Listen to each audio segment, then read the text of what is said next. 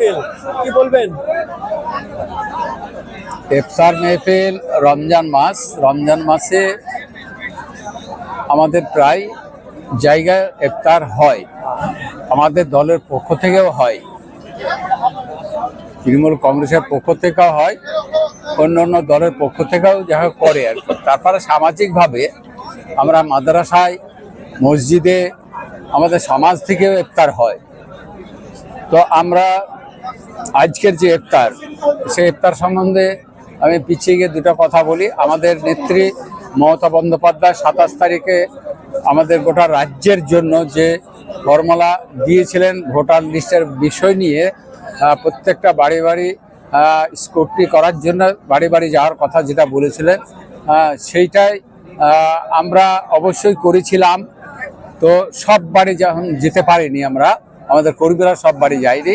তো সেটা আমি হরিহরপাড়া ব্লকে অফিসে আমার সমস্ত 300টা প্রায় বুথ, 300টা বুথের সমস্ত সভাপতি এবং যত সদস্য রয়েছে, আমাদের পঞ্চায়েত সমিতি রয়েছে, আমাদের প্রত্যেকটা যে মানে প্রত্যেকটা অঞ্চলের সভাপতি, অঞ্চল সভাপতি, চেয়ারম্যান, সেক্টর ইনচার্জ সবাইকে নিয়ে আমি প্রায় আজকে 6 দিন ধরে 12টা অঞ্চল আমার অফিসে, তৃণমূল কংগ্রেস অফিস ব্লক যেটা আছে আমাদের হরিহরপাড়ায়, সেই অফিসে বসে তাদের সঙ্গে আলোচনা করেছি।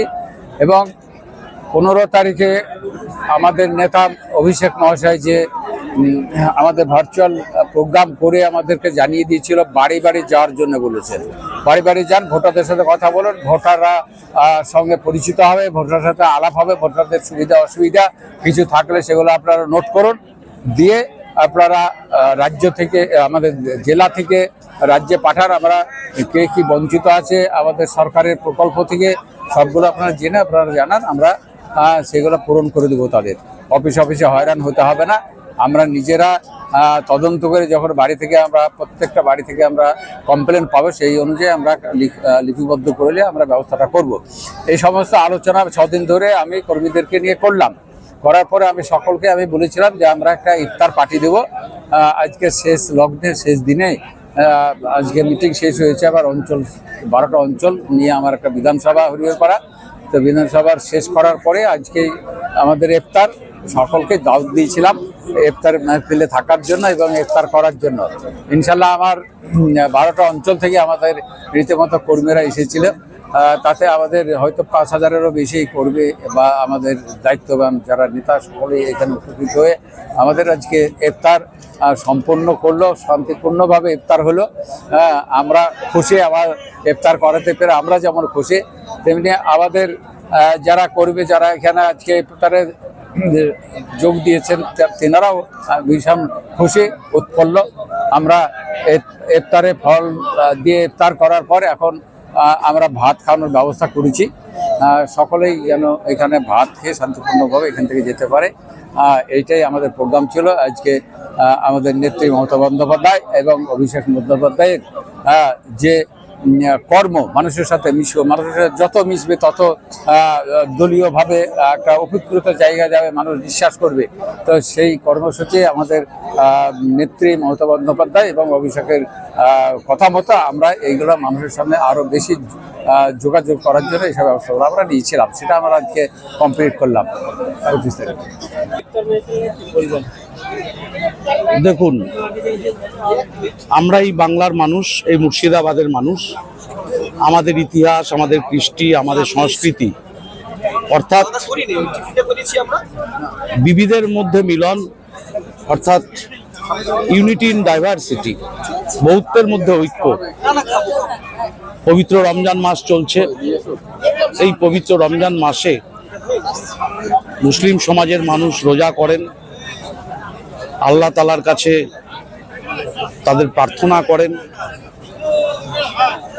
অত্যন্ত কৃচ্ছ সাধনের মধ্য দিয়ে, নিয়মানুবর্তিতার মধ্য দিয়ে এই দিনগুলি যাপন করেন এবং নির্জলা উপবাসের মধ্য দিয়ে রোজা রাখেন।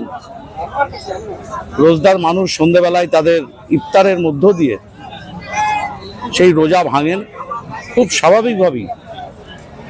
এইরকমই এক ইফতারের মজলিস আজকে হরিহরপাড়া ব্লকের বিধানসভার সমস্ত অঞ্চলের মানুষের উপস্থিতি, নেতৃত্বের উপস্থিতি, নির্বাচিত প্রতিনিধির উপস্থিতি এবং আমাদেরকে যিনি দাওয়াত দিয়েছেন এই অনুষ্ঠানের যিনি উদ্যোক্তা, আমাদের অভিভাবক, আমাদের রাজনৈতিকভাবে আমাদের পরামর্শদাতা, অভিভাবক নিয়ামত হোসেন সাহেব, দীর্ঘদিনের বিধায়ক এখানকার, এবং তার সমস্ত সহকর্মীরা এই ইফতারে মাহফিলে আমাদেরকে আমন্ত্রণ জানিয়েছেন।